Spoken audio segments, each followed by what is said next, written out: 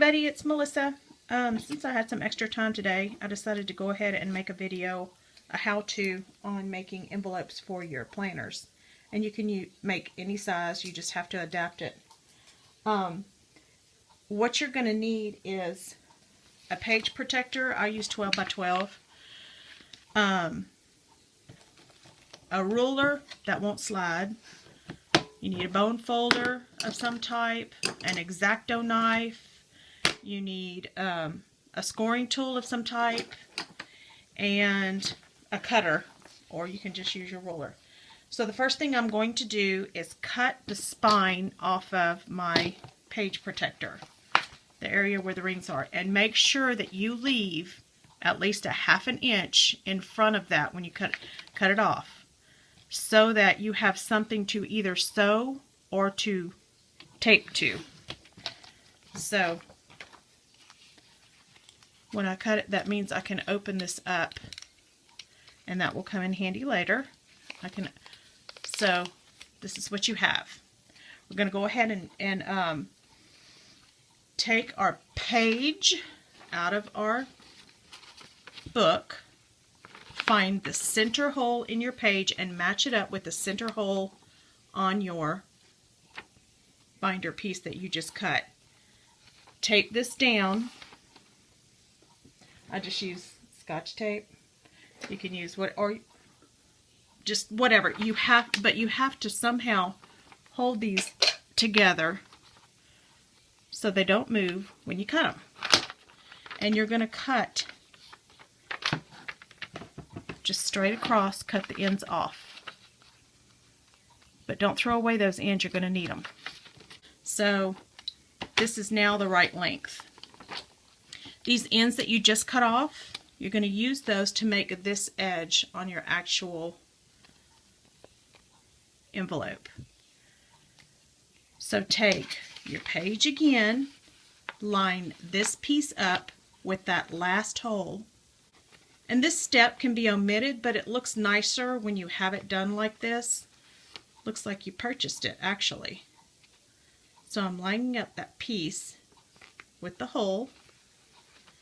And you want to tape this down before you cut it. And you're going to cut, you see, right here. Going to cut that edge. On both sides, you need to do the same thing. You get the other piece, put it at the other end, tape it down, and you cut this edge. You're going to be cutting this area off. And this is what you end up with. Now I already have the tape on this one, but I'm going to explain that in a minute. See the ends? They're nice and finished off. So the next step is to take your tape, your Scotch tape, and tape this down. And let me try and straighten up the camera. You're going to use one of your lines in your mat, and you need a straight line to do this. Use one of the lines in your mat and tape this down, because if you don't, you know, plastic has that static electricity in it or whatever, and it wants to attach to other plastic. So tape it down. Take your red line tape. The nicer you do this part, the nicer this is going to come out. Try not to get any bubbles. I didn't do very good right there at the end, but try not to get any bubbles in this.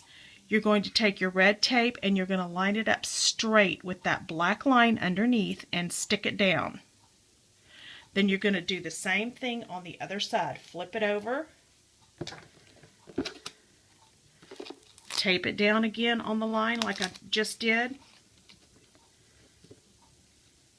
And do the same exact process on this side. Then you snip both of the ends. Make sure that there's no excess tape hanging off. And I think my ends, go ahead and snip them. Make sure that it's really, really straight and there's no extra tape hanging off the end, because it'll stick to itself and you won't be able to get anything in your envelope if you don't have a nice straight end. Now you're also going to have to take a ruler vertically, take a piece of my tape, tape it down. I didn't get that very straight. Let me tape the top end of it too, because you don't want this to shift, and boy, it's slick and it will shift on you. And just take your roller. Let me see if I can do this with my camera right here. I should have done it up higher. Oops.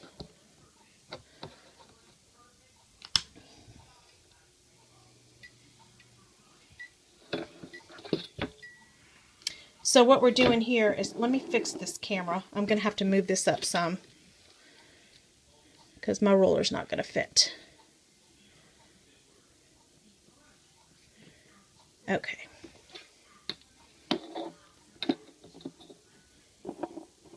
Still going to have to move it up. Okay. So we're going to just let the edge peep out. Make sure you're really, really good and straight. That's the most important part right here.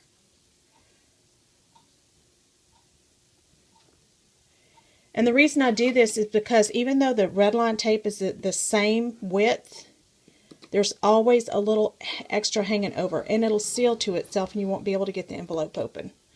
So make sure that's good and cut really even. And open it up to make sure that you're unsealed. Okay, so the next step, take your bone folder or some kind of burnishing tool and press hard and try to get all the bubbles and creases out. Make it as smooth as possible. Now we're going to make the actual envelope. Our piece of paper, our A5 piece, is 8.5 by 5.5. However, since we are putting this spine on the left side, you need to make sure that when you cut your plastic that you eliminate this extra 1/2 inch, or it's like 5/8 of an inch, I think. So do your measurement. The best way to do this, instead of having to worry about calculating math and all, I just cut it at 5.5, and then I go back and cut 5/8 of an inch off. So, and I know this is to the side, but I'll move my camera. So, okay, so we're at 5.5. So I've got an opening here, an opening up here, and a sealed edge here. Now, even though our paper is at 8.5 inches high, you need to leave room for a flap. So I cut mine at 10, and I cut at the open end. And I'm just using a scrap piece here because I've already cut my envelope earlier. So this is what you have. An L right here that's sealed. You added 1.5 inches to the top. So we need to put the plastic down with the open side, the open top here, facing the right. Measure 1.5 inches, and then move your cutting blade and score at 1.5 inches. And this is going to be what makes your flap. Then I just move that. Go back to 1.5 inches and score again. Thank goodness this is a scrap piece, huh? So we have our score line. We're going to take a pair of scissors and cut a smooth angled cut and cut that edge off there. Turn it over and do the same thing on this side. And this is what's going to make your flap to fold over. And you have to cut off the extra flap. There's 2 flaps here. Your open side is to the left. You need to cut the flap off in the front, leaving the one in the back. So use your a smaller ruler, or you can use your cutter. it's kind of awkward to use the cutter. So I just set mine down on my grid mat and line up that score line on a black line, and then take my ruler and go right below that black line. And there's a terrible glare, but trust me, it's lined up. And be very careful when you do this part not to cut through the back also. And just one smooth straight stroke. And I've got a little attachment right here. I'm going to go back and snip off. So there's your flap, and that's going to be your closure for the top. So we have our flap here, and our front, and our opening to the left. Go ahead and bend your flap over. So fold that flap over and just burnish down your crease, and there's your area that closes. So now you're going to take your piece that has the tape on it, and this is the trickiest part, I think. Alright, so I've pulled off the red backer on my tape. Lay this down and kind of use one of your black lines as a guide and line it up horizontal and vertical.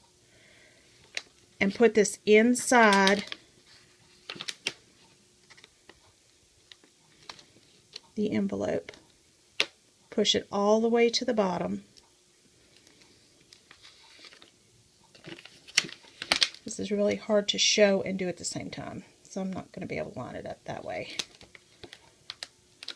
Okay, so there we go. I am actually lining the plastic up to that sealed dotted line. That's what I'm using as my guide, since I can't lay it down and do it and try to show you all at the same time.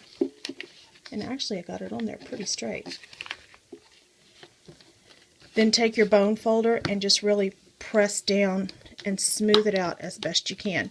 Now, what I did with mine, even though, and you'll see when I'm finished, when I get the other side done, you can see that this is where it's adhered, but the cleaner you leave it and the fewer fingerprints and bubbles, the less you're going to see.